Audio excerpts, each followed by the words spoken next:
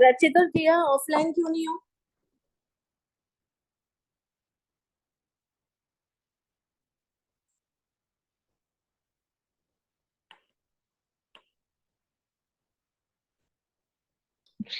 Ma'am वो आज उठ नहीं पाया था। रचित, मैं तुमको बाहर कर रही हूँ, तुम रिकॉर्डिंग देखना बेटा, ठीक है?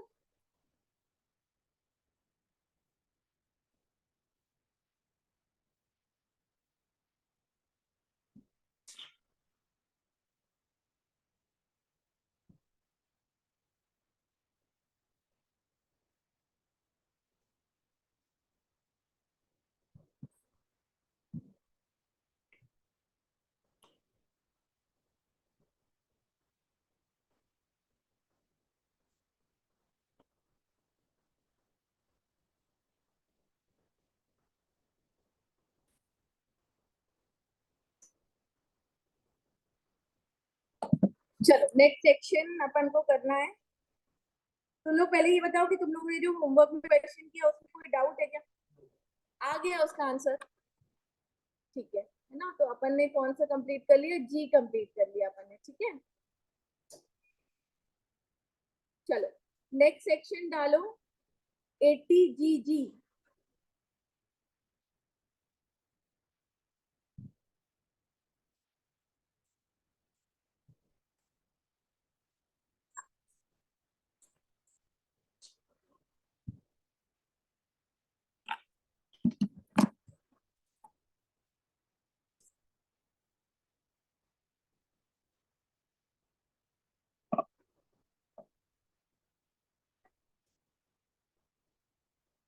80 डबल जी, है ना?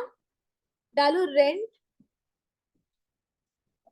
Paid for house property. Rent paid for house property, ठीक है। जब आपने रेंटेड प्रेमाइसेस लेके रखा हुआ है, ठीक है, और आप रेंट पे करते हो, तो आपको क्या मिलेगा? इस सेक्शन के अंदर क्या मिल जाएगा? डिडक्शन, ठीक है। एलिजिबल एसएससी यहाँ पर है।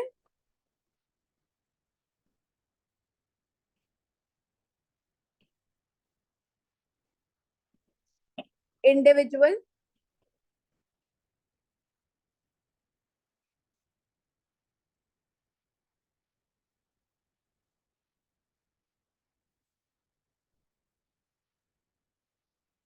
अमाउंट ऑफ डिडक्शन लिखो। एसी ऑन कर लो।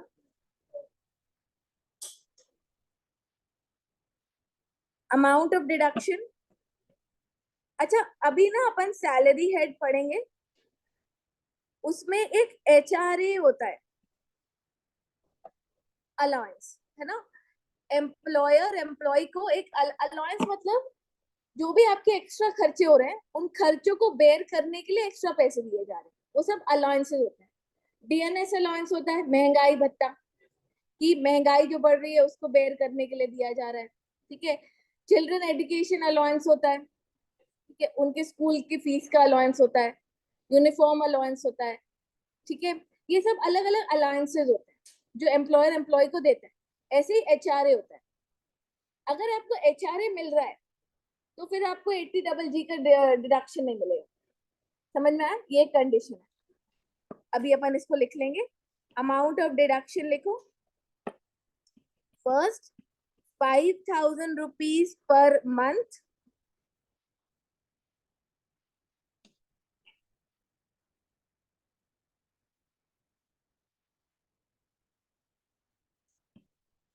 Second, 25% of adjusted gross total income, adjusted GTI. Third, rent paid -10% of adjusted gross total income. ये तीनों में से विच एवर इज लेस, ठीक है।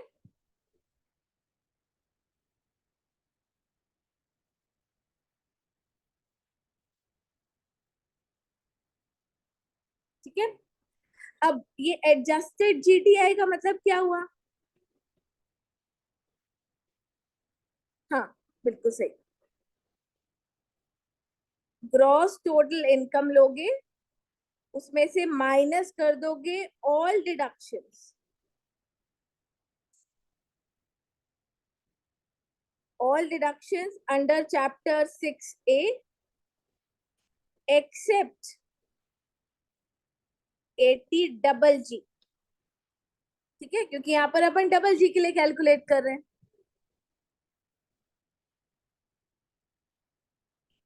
ये आ जाएगा एडजस्टेड ग्रॉस टोटल इनकम।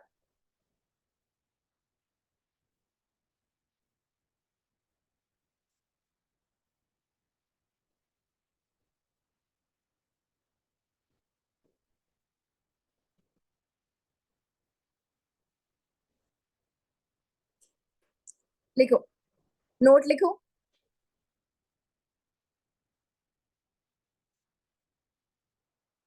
80, 80 और his spouse, और his spouse और माइनर चाइल्ड, और माइनर चाइल्ड और HUF, और HUF should not own, should not own any house property, should not own any house property at the place of, at the place of his duty। ये मतलब उस शहर के अंदर, दूसरे शहर में अगर घर होगा तो चलेगा, पर जॉब कहीं और है, रहना कहीं और पड़ रहा है, उस शहर में स्पाउस का, माइनर चाइल्ड का या HUF का कोई और घर नहीं है, है ना। नहीं तो क्या होगा कि स्पाउस के नाम पे घर है और हमने फर्जी रेंट दिखाकर इस रेंट का डिडक्शन ले लिया, ऐसा ना। ठीक है, क्लियर है। चलो नेक्स्ट सेक्शन में चलते हैं। 80 GGB। अरे हाँ हाँ, डालना है, सॉरी मैं भूल गई। लिखो, if SSC is receiving, if assessee is receiving HRA, है ना, HRA मतलब हाउस रेंट अलाउंस, ठीक है, then deduction under this section will not be allowed, then deduction under this section will not be allowed।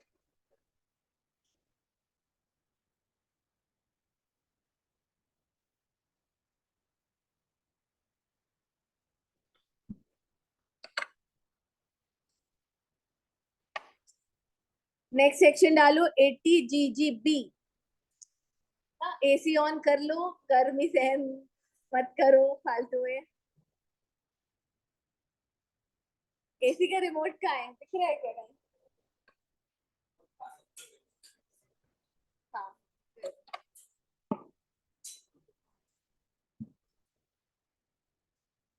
80 GGB, donation to political party, donation to political party, और नीचे लिखो ऐसे 80 GGC।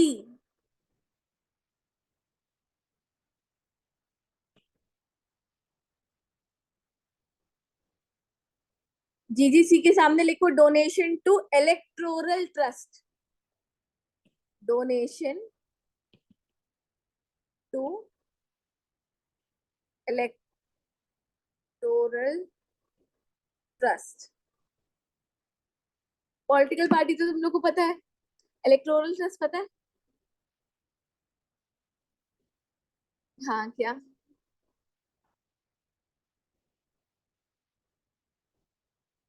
देखो, political party अलग होती है, इलेक्टोरल ट्रस्ट होता है जो इलेक्शंस करवाने की अथॉरिटी रखता है ना, ठीक है, जो फंड इकट्ठा करता है फिर पॉलिटिकल पार्टियों में बांटता है, वैसा। ठीक है, तो आपने किसी को भी डोनेशन दिया हो तो उसका डिडक्शन आपको मिलेगा जीजीबी और जीजीसी के अंदर। ठीक है, 80 जीजीबी किसको डिडक्शन मिलता है? इंडियन कंपनी को। अभी वो केस आया था ना कि पूरा डिस्क्लोजर देना पड़ रहा था सारी कंपनियों ने, कौन सी कंपनी ने किस पार्टी को कितना डोनेशन दिया है, वो पूरी लिस्ट आपको पब्लिक को इशू करनी पड़ती है। ठीक है, या उनकी जिम्मेदारी होती है। अमाउंट ऑफ डिडक्शन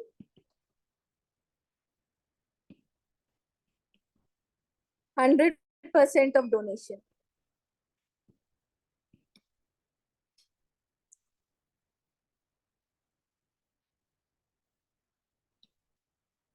ठीक है, चलो जीजीसी का तुम लोग देख के बताओ मुझे, किसको डोने वो मिलेगा डिडक्शन, और कितना मिलेगा।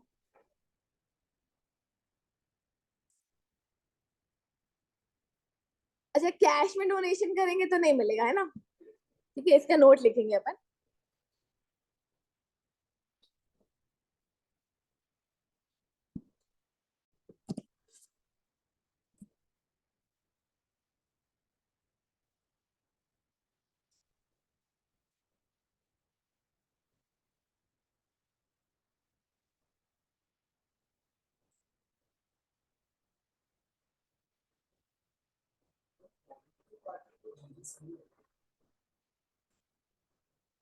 पॉलिटिकल पार्टी जीजीसी में, इलेक्टोरल ट्रस्ट बी में।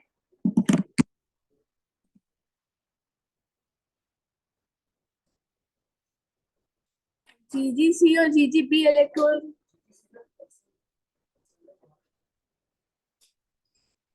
एक सेकेंड, दोनों में क्या है?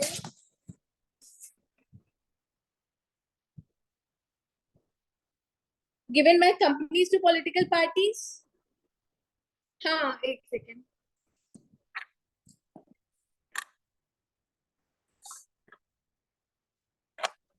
अपन लिखने में ठीक कर लेते हैं। हाँ,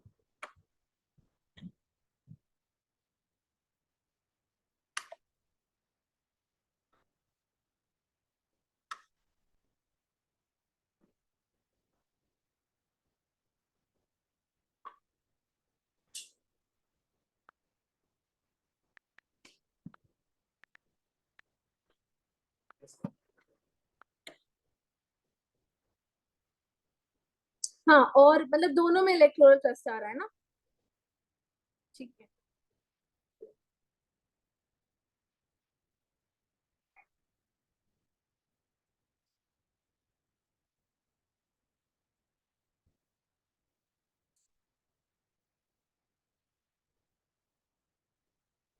ठीक है।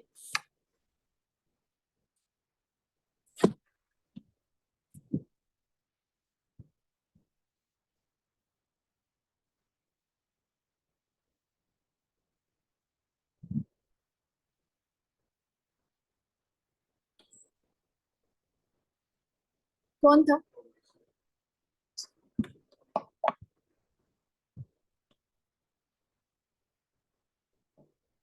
और लगा लो यहाँ पे बीच में, ये दोनों के लिए हो जाएगा।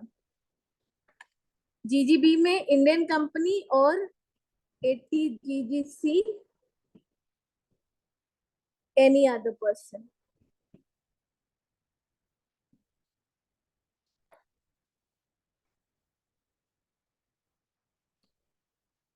यहाँ पर भी amount of deduction 100% of donation है।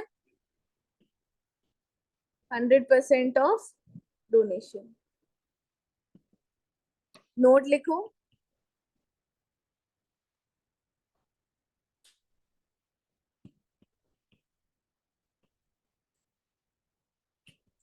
नो डिडक्शन if donation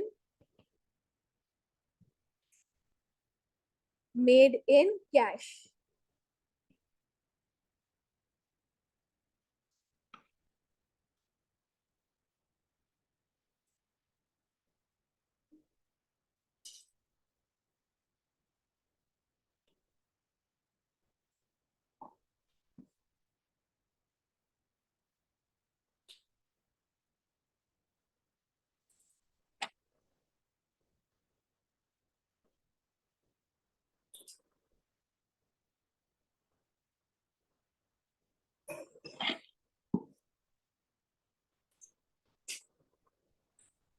करें, नेक्स्ट सेक्शन करें।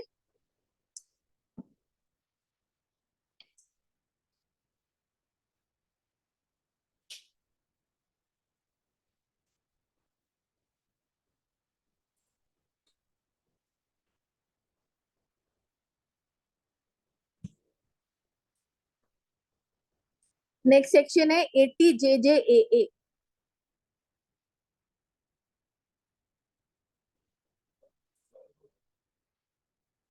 ये 115 BSc वालों को भी मिलेगा। हाँ, कौन कौन से सेक्शन से जो 115 BSc वालों को भी मिल जाते हैं? हाँ, CCH अभी अपन को पढ़ना है।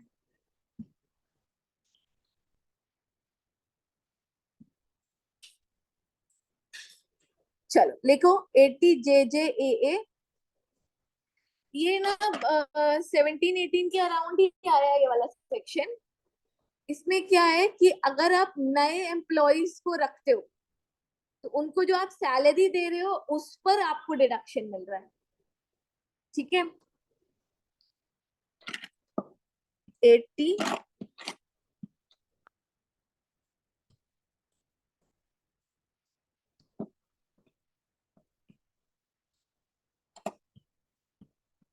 JJAA deduction in respect of deduction in respect of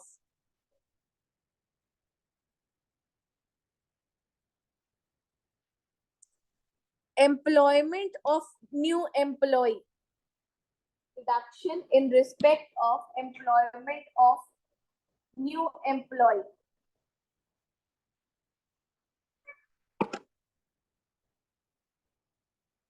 eligible SSC लिखो इसमें। 44AB क्या था, है ना, ऑडिट करवाने की रिक्वायरमेंट थी। ठीक है, लिखो एनी एसएससी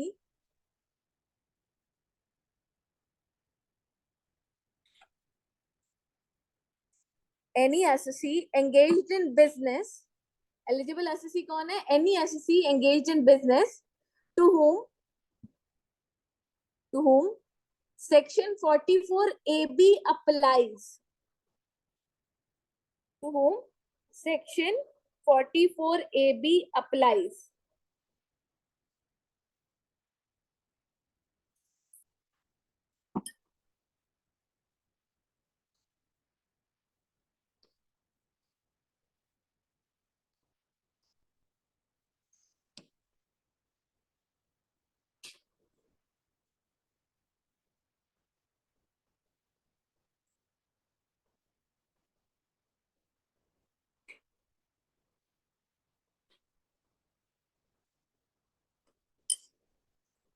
ठीक है, अमाउंट ऑफ डिडक्शन लिखो, फिर अपन कंडीशंस पे बात करते हैं।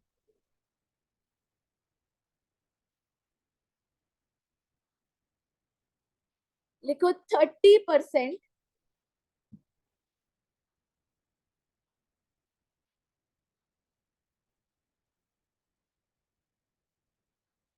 of additional employee cost, 30% of additional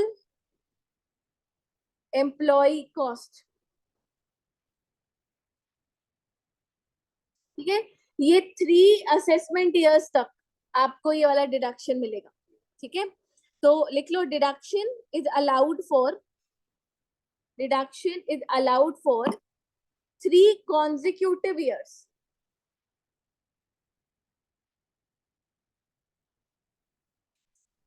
जिस साल आपने नए एम्प्लॉयज रखे उस साल से 3 साल, है ना, इंक्लूडिंग द फर्स्ट ईयर।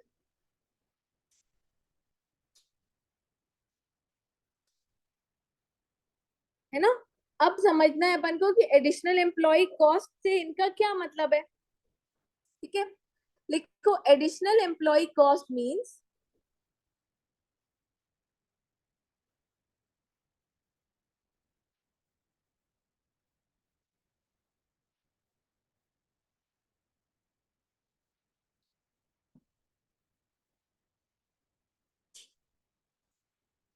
अब देखो, अगर आपका न्यू बिजनेस है, ठीक है, न्यू बिजनेस है तो आपके लिए सारे एम्प्लॉयज नए हैं, राइट, है ना? तो लिखो न्यू बिजनेस करके फर्स्ट पॉइंट लिखो।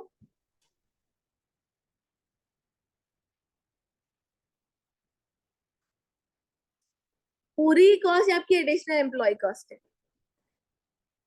न्यू बिजनेस है तो लिखो सैलरी और वेजेस पेड, सैलरी और वेजेस पेड और पेबल, और payable to employ, to employees employed during the previous year।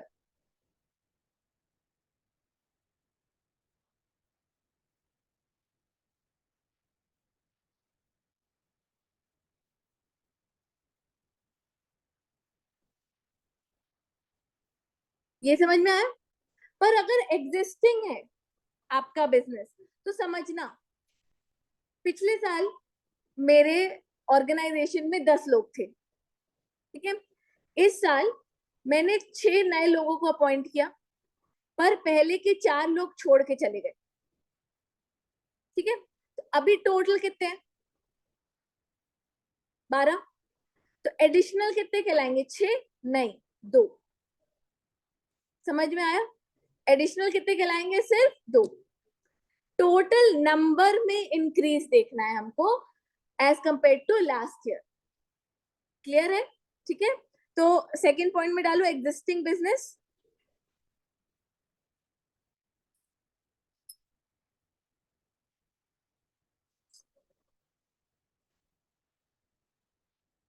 Existing business लिखो सैलरी और वेजेस पेड और payable to additional employees employed during the previous year।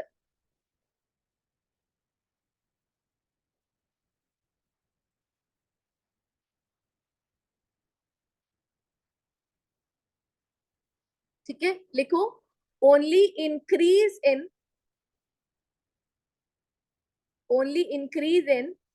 the total number of employees,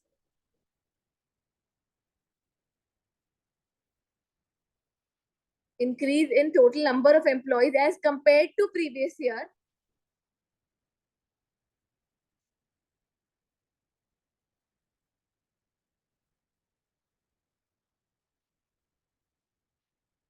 will be considered। Example लिखो इसके अंदर।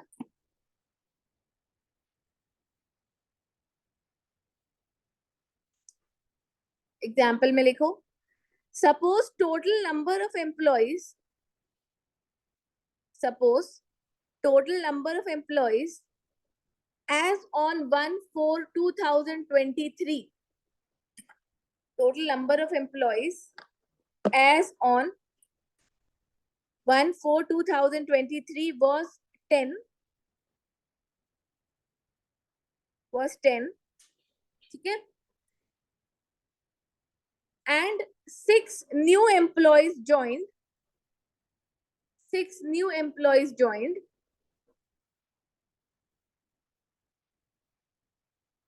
and 4 employees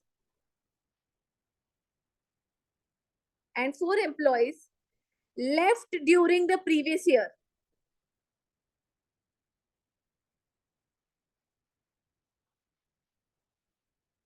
ठीक है, in this case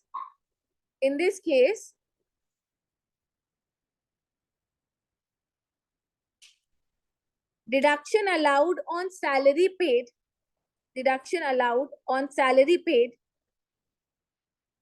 to 2 employees only।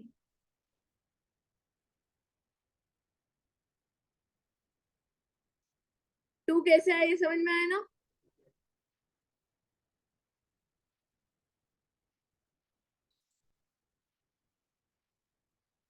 -12 करके, ठीक है, यहां तक क्लियर है? हाँ चलो अब कंडीशंस लिखो।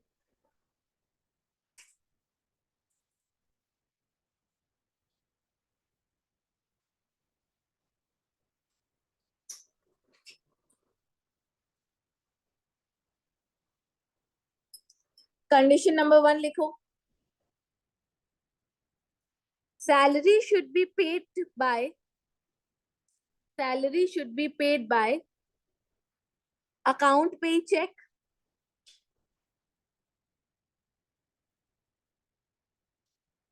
account pay demand draft,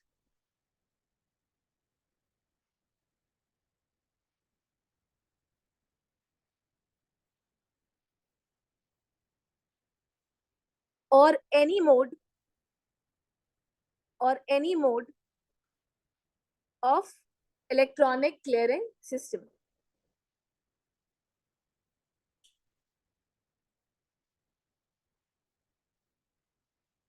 ठीक है, कंडीशन नंबर 2 लिखो,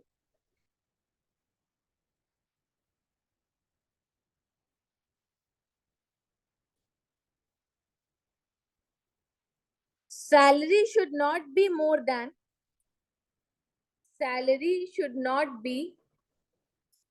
more than 25,000 per month. 25,000 per month.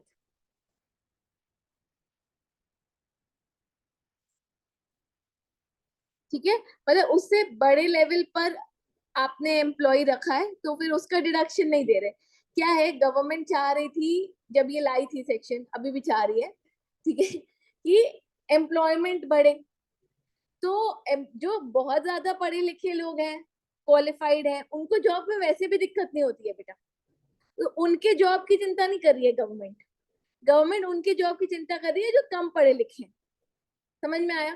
ठीक है, उनको जॉब देने के लिए गवर्नमेंट कंपनीज को और फर्म्स को क्या दे रही है, इंसेंटिव दे रही है डिडक्शन के थ्रू। समझे? ठीक है, तो कम सैलरीड वाले लोगों को कवर किया है ना, ज्यादा सैलरी वाले को तो वैसे भी कंपनी चाहेगी रखना, तो उनको तो वैसे भी एम्प्लॉयमेंट मिलेगा ही। ठीक है, चलो सी वाला लिखो, मतलब थर्ड पॉइंट लिखो, third condition, employee employed at least employee employed for at least 240 days in previous year.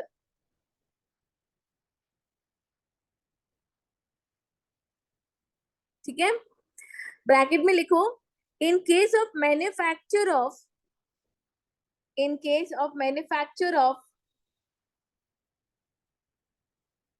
footwear,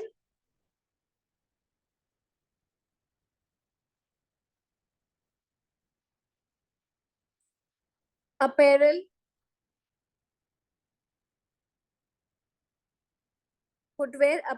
or leather products.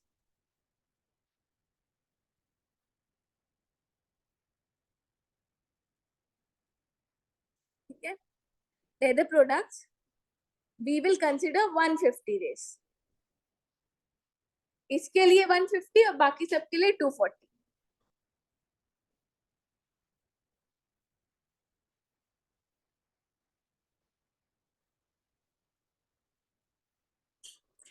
Fourth condition लिखो,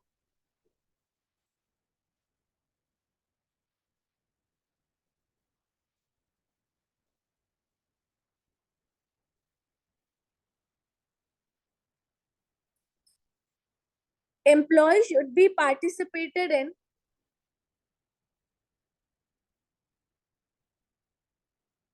RPF.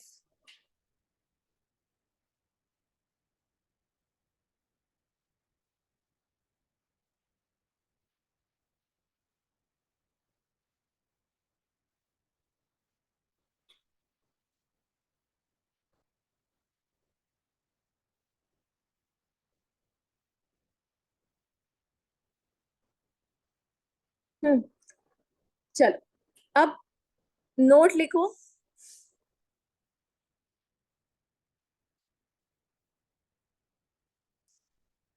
अब मान लो यार कि हो सकता है ना मैंने एंड में एम्प्लॉय रखा हो साल के, ठीक है, पर मैंने उसको निकाला नहीं, ठीक है, तो इस साल तो 240 डेज और 150 डेज से कम हुए, बट अगले साल तो वो था ना पूरे साल मेरे पास।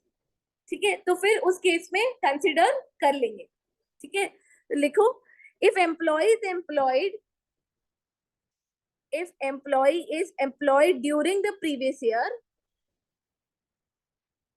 for less than 240 or 150 days,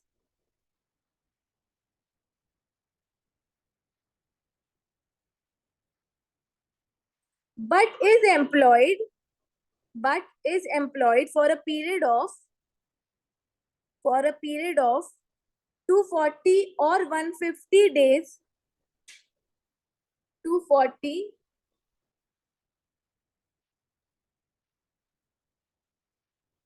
or 150 days in next year,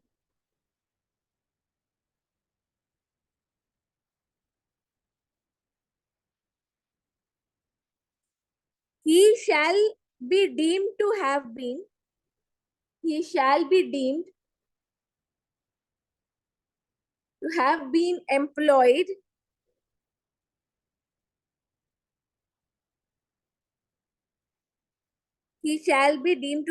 employed in next year. ठीक है, नेक्स्ट ईयर से 3 साल तक उसको फिर क्या मिलेगा, डिडक्शन मिलेगा, मतलब उसके लिए he shall be deemed to have been employed in next year, and accordingly deduction is allowed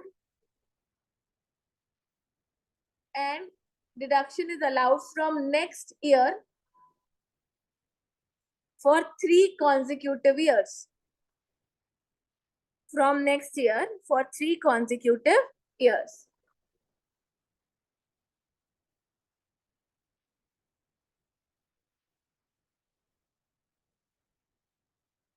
ठीक है,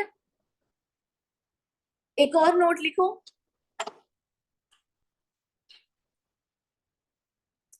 deduction under this section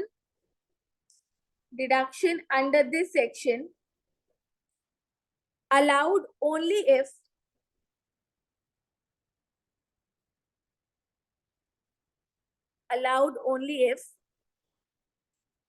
books of accounts are audited,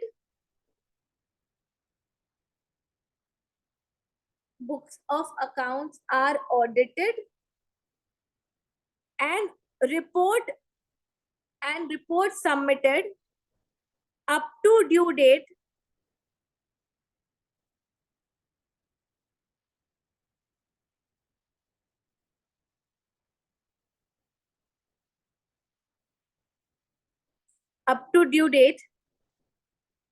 given under section 44AB. Up to due date given under section 44AB, है ना, क्या date थी, 30 सितंबर, 1 month before return filing.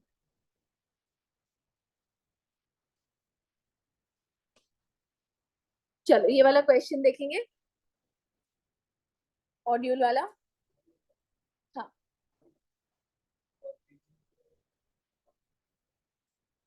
Additional है बेटा, additional deduction है employment provide करने के लिए, वो तो वहां अलाउ होगी। हाँ, पर यहाँ पर एक्स्ट्रा मिलेगा। ठीक है, ये मैंने बोला ना कि गवर्नमेंट एम्प्लॉयमेंट प्रोवाइड करने के लिए एक्स्ट्रा इंसेंटिव दे रही है। ठीक है, चलो देखो ये वाला question. A has commenced the business of manufacture of computers on 1/4/2023. He employed 350 new employees during the previous year 23-24. ठीक है, 75 employees रेगुलर हैं, 24,000 सैलरी है, 125 employees रेगुलर 26,000, 50 employees कैजुअल है 24,500 सैलरी है, 100 employees रेगुलर है, 1/9/2023 को ज्वाइन हुए हैं, 24,000 salary. Regular employee participated in recognized provident fund while the casual employees do not. ठीक है, compute the deduction if any available to Mr. A if the profit and gain derived from manufacturing a computer is 75 lakhs and the turnover is 10.16 crores. ठीक है, चलो बताओ, सोचो, सारे point, सारे condition सोचो एक एक करके.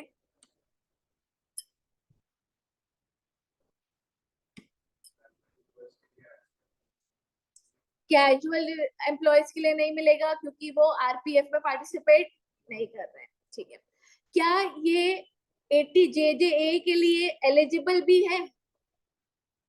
पहले तो ये समझना पड़ेगा ना कि 44 AB लग रहा है इसके ऊपर.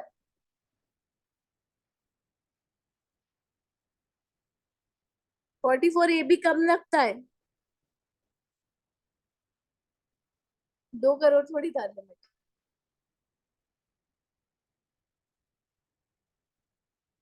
कितनी थी लिमिट एबी की? 1 करोड़ थी ना.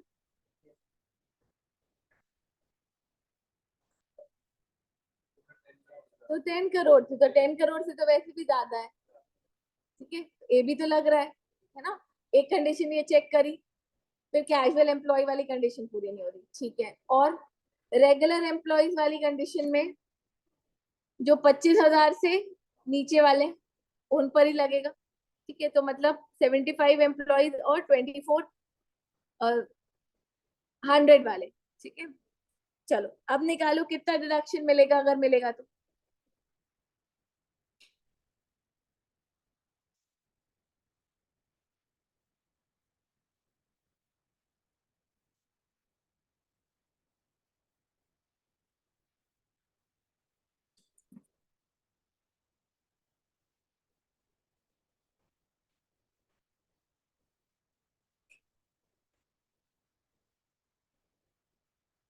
अच्छा, ये 100 वाले का मिलेगा क्या?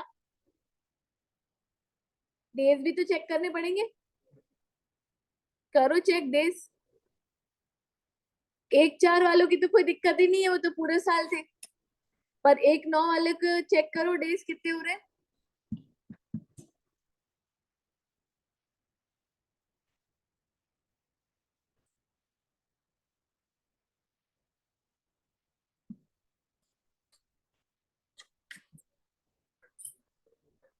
टू 40 नहीं हो रहे है ना, और ये कंप्यूटर मैन्युफैक्चर कर रहा है तो इसमें तो 240 देखेंगे, 150 नहीं देखेंगे. तो सिर्फ कितने का मिलेगा? 75 एम्प्लॉयज वाला. 75 एम्प्लॉयज इंटू 24,000 इंटू 12 इंटू 30%.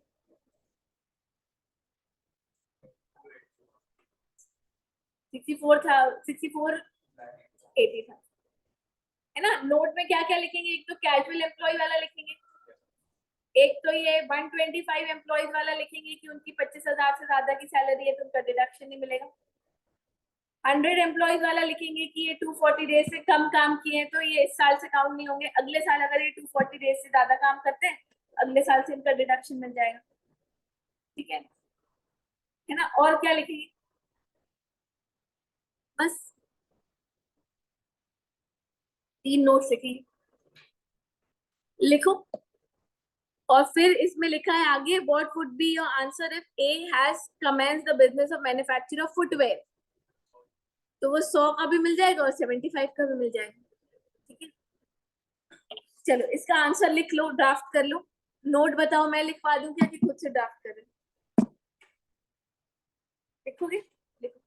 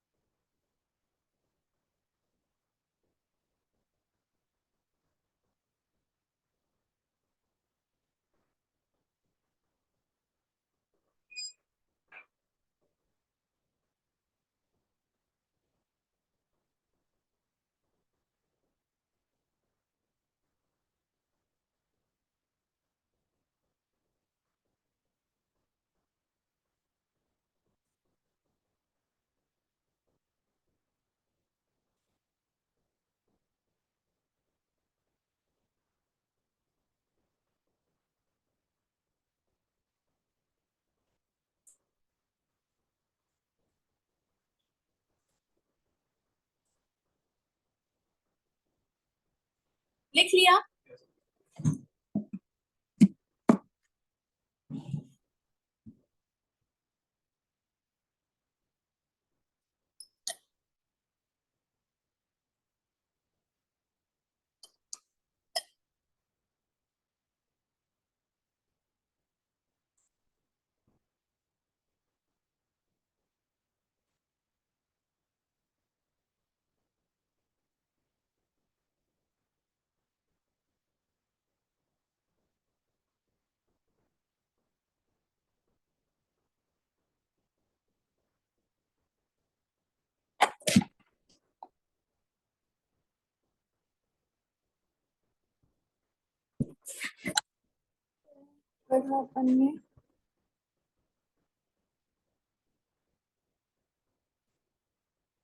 चलो क्यू क्यू बी लिखो, section Q Q B, 80 Q Q B. क्या? हाँ,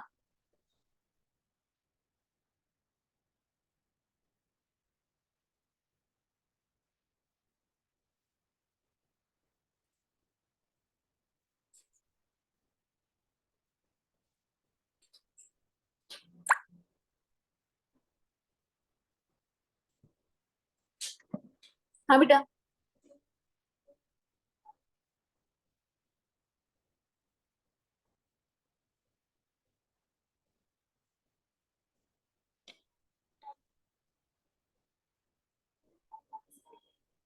हाँ, जितने मंथ्स के वो हुई ना, जितनी कॉस्ट कंपनी ने पे करी, ठीक है, उसका 30% लेना है। तो जितने मंथ्स का पे किया उसका 30% ले लो।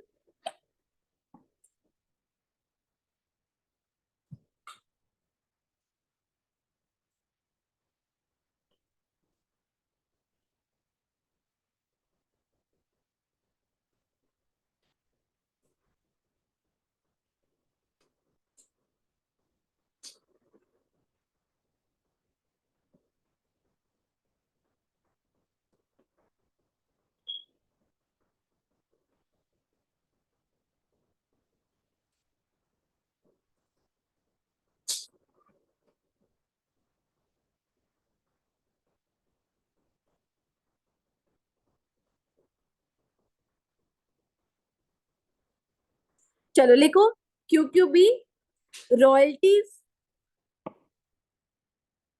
Royalty from books, royalty from books of literary, literary artistic, literary artistic और साइंटिफिक नेचर।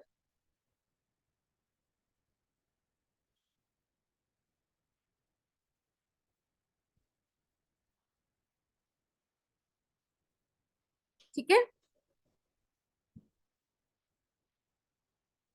चलो एलिजिबल डिडक्शन कितना मिलेगा तुम लोग बताओ पढ़ के मुझे।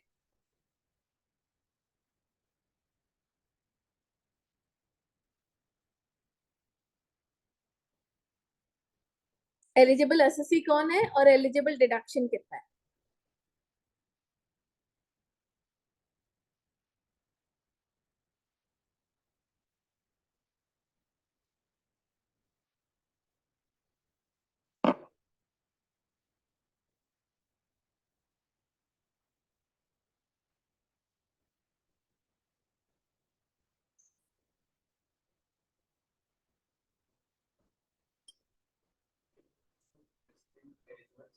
बिल्कुल।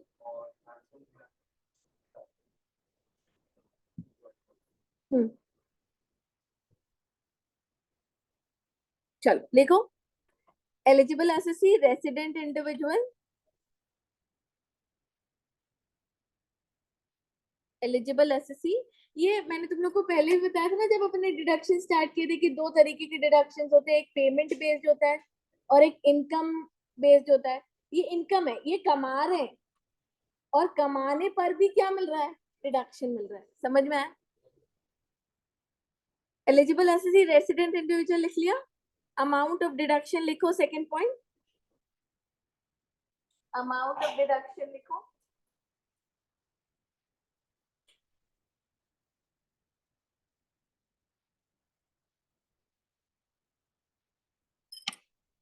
एलिजिबल रॉयल्टी रिसीव्ड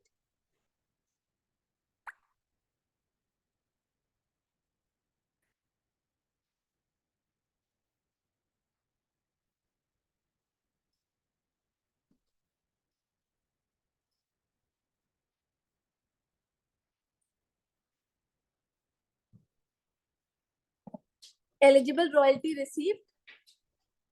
ठीक है, सेकंड में लिखो maximum ₹3 lakh.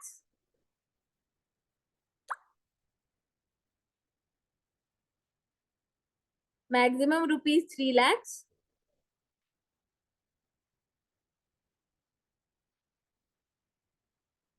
whichever is less, whichever is less का साइन बना लो। ठीक है, क्या income derive from royalty. Royalty लिखा तो है, एलिजिबल रॉयल्टी रिसीव्ड, वही तो है।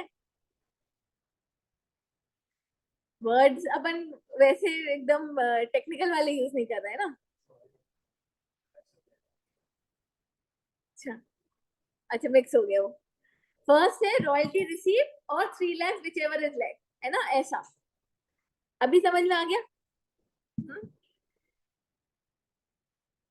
अच्छा, एलिजिबल रॉयल्टी रिसीव्ड मैंने जो लिखवाया है ना, उसका मतलब क्या है देखो। रॉयल्टी कैसे देखनी है अपन को। अगर अपन को लमसम में मिली है रॉयल्टी,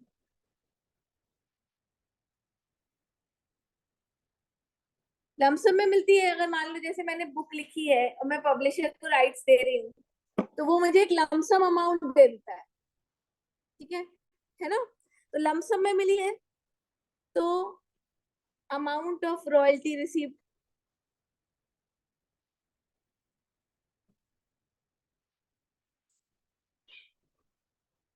ठीक है, और अगर अदरवाइज मिली है, अदरवाइज मतलब कि मतलब जैसे जैसे मेरी बुक्स छपती जाएंगी और बिकती जाएंगी, तो उसका कुछ परसेंटेज मुझे मिलता जाएगा। ठीक है, तो अपन लेंगे maximum 15% of value of book sold.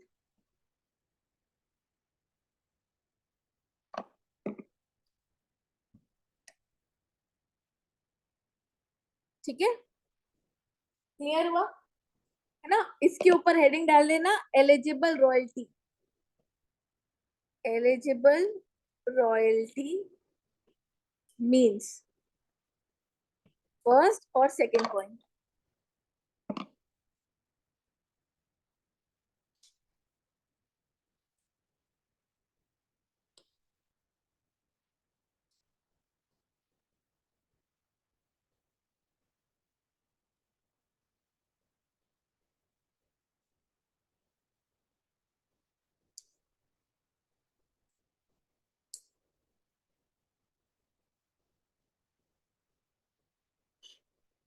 ठीक है, ये वाला क्वेश्चन देखो।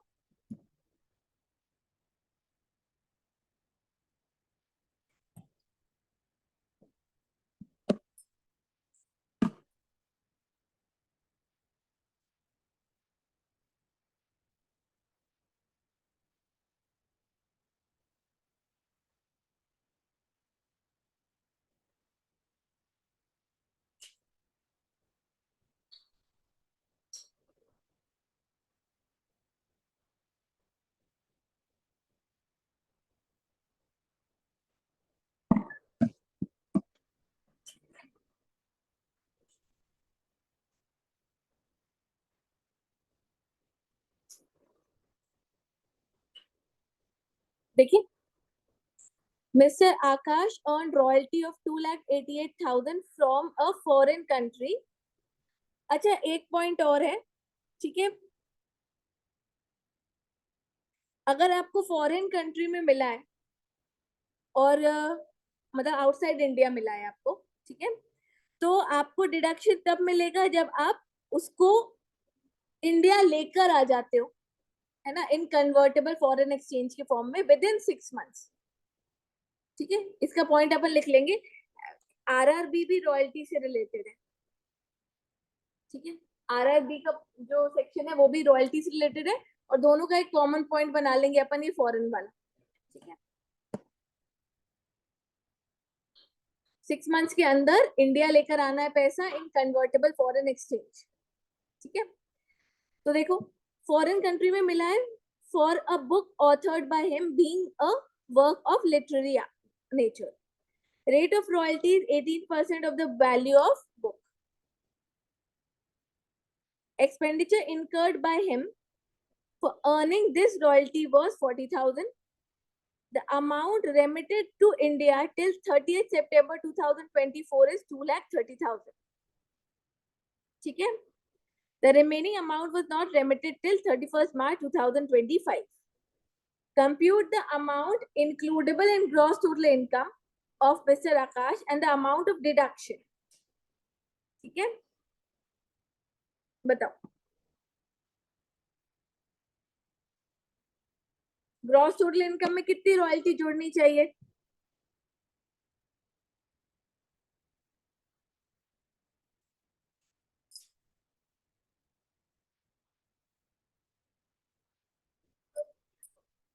$2,48,000 आपकी ग्रॉस टोटल इनकम में जोड़ेगी, है ना। जो आप इनकम से जो खर्चा कर, इनकम को कमाने के लिए जो खर्चा करते हो वो माइनस करते हो, नॉर्मल रूल है ये, है ना। ठीक है, 2,48,000 आपका ग्रॉस टोटल इनकम में जुड़ जाएगा। अब आप निकालो QQB का डिडक्शन कितना मिलेगा।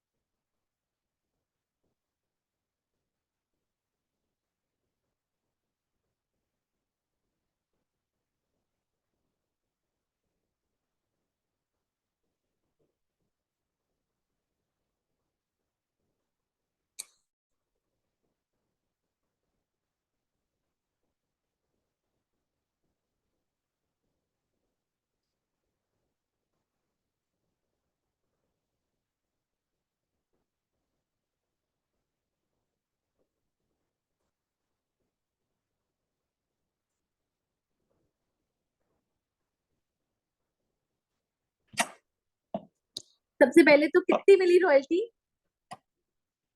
2,88,000, 18% के हिसाब से मिली, है ना। हमको मैक्सिमम तो 15% ही एलिजिबल रॉयल्टी लेनी है, तो हम इसको डिवाइड कर देंगे 18 से, इंटू करेंगे 15 से। 15% के हिसाब से कितनी रॉयल्टी बनती है? 2,40,000। पर वो रेमिटेंस कितना लेकर आया इंडिया में? 2,30,000 ही लाया, तो मैक्सिमम तो 2,30,000 से ज्यादा हो ही नहीं सकती। इसमें से माइनस कर दो खर्चे, खर्चे कितने हैं? 40, है ना। तो नेट रिसिप्ट कितनी हुई? 1,90,000 का क्या मिल जाएगा? रिडक्शन। ठीक है, समझ गए क्या?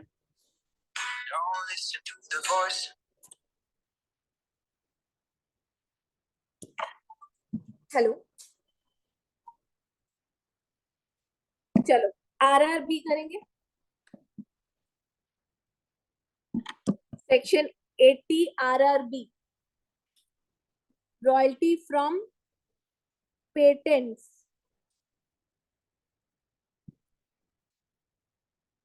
रॉयल्टी फ्रॉम पेटेंट्स, पेटेंट्स पता है ना?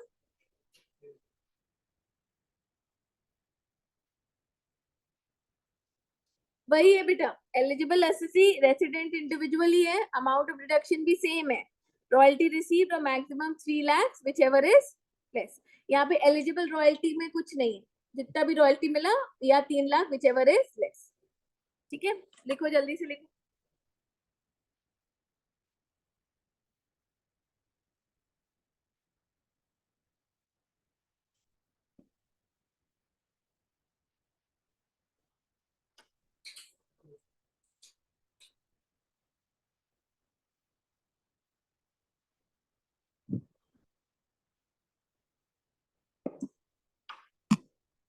हाँ, लिख लिया। रेसिडेंट इंडिविजुअल और amount of deduction. First, royalty received. Second, 3 lakhs, which ever is less.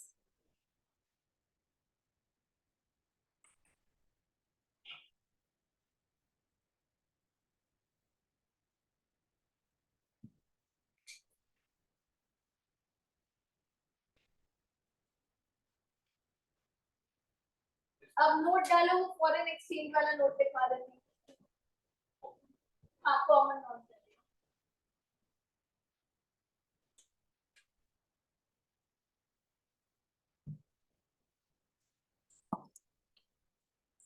If royalty earned, लिख लो, note for 80 QQB and 80 RRB. Note for 80 QQB and 80 RRB. If royalty is earned outside India,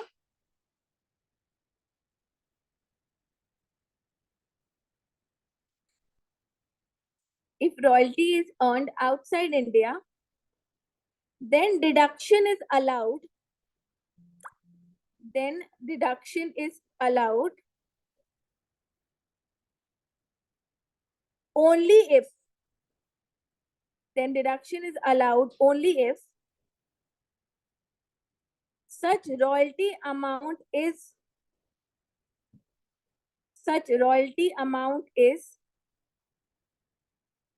brought in India. Such royalty amount is brought in India in convertible foreign exchange. In convertible foreign exchange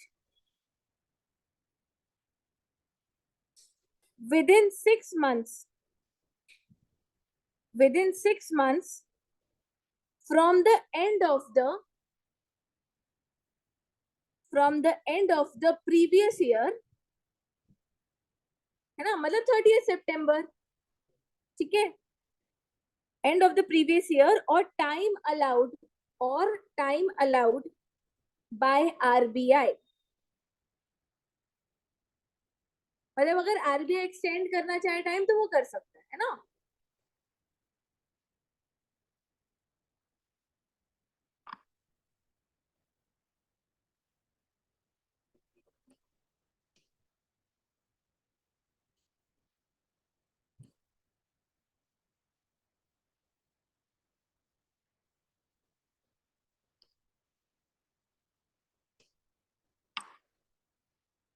चल,